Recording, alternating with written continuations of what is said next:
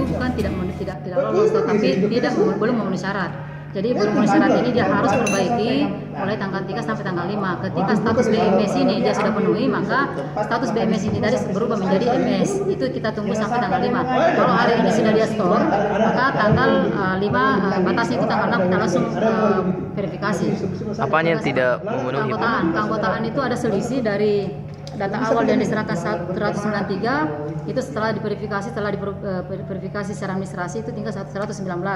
Tetapi ada perbaikan dari tanggal 24 sampai 27 Januari kemarin, itu ada penambahan sekitar 20, sehingga selisih itulah yang kita tunggu untuk dimasukkan atau diusulkan ke KPU sehingga berjumlah total 173.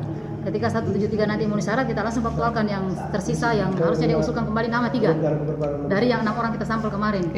Jadi 3 dia usulkan, kita faktualkan kembali. Nah, ketika sudah memenuhi syarat semua, maka status BMS itu tadi berubah menjadi MS. Itu tadi yang 119 Budi yang harus dilengkapi. Itu bukan 119 karena 119 awal, karena tapi tanggal 24 kemarin sampai tanggal 27 Januari itu dia ada penambahan sekitar 20. Jadi berapa total semua itu? Satu berapa ya?